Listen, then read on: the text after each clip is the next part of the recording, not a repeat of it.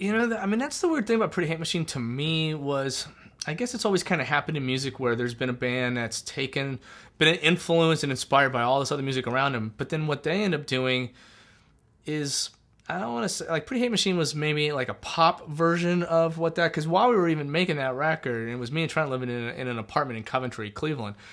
And I remember just sitting on the floor, and like, it was funny because it was the middle of winter, and there was only steam heat. Back then, like, you'd have these giant radiators and you couldn't control them.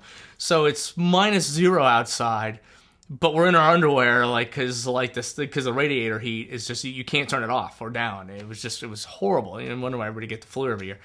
But I would sit on the floor with the EMAX sampler and just sample off all these records, like Nitzareb stuff, man, all that kind of stuff. And while we were making that record was when...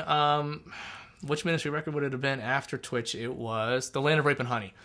So, yeah, so while we were making that record, The Land of Rape and Honey came out, which to me is like, that took what Al did with Twitch, but then kind of did like more pop song. I hate using the word pop song, but just structured songs with catchy choruses, but still had that crazy sound, that weird aggression, but kind of did a little, not with sympathy, but just...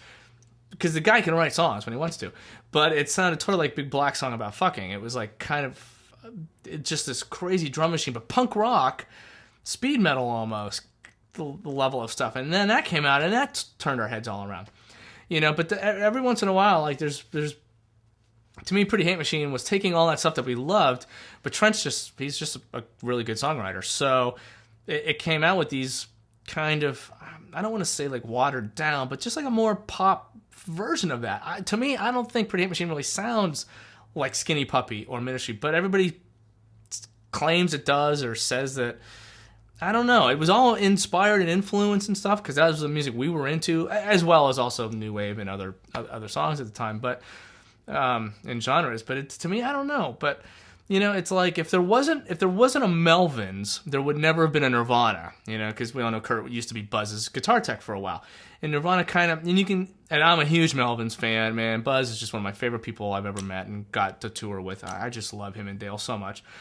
And, like Stoner Witch is one of the greatest records ever. But, like, you can see where, like, if you go back and listen to it, you go, oh, I kind of see that. So I guess maybe being in there, I don't necessarily see it, but I guess if I wasn't there, I could listen to Pretty Hate Machine and then go listen to some of that early Ministry and Coil and Puppy and some of that other stuff and go, oh, okay, I see that. So I don't know. It's hard to judge it objectively, I suppose, But after Pretty Hate Machine, if you want to talk about broken and fixed, oh, well, there it is. Yeah, total just full on noise synths and metal and just a difficult to listen to record. That to me sounds like Big Black or Ministry or something like that to me.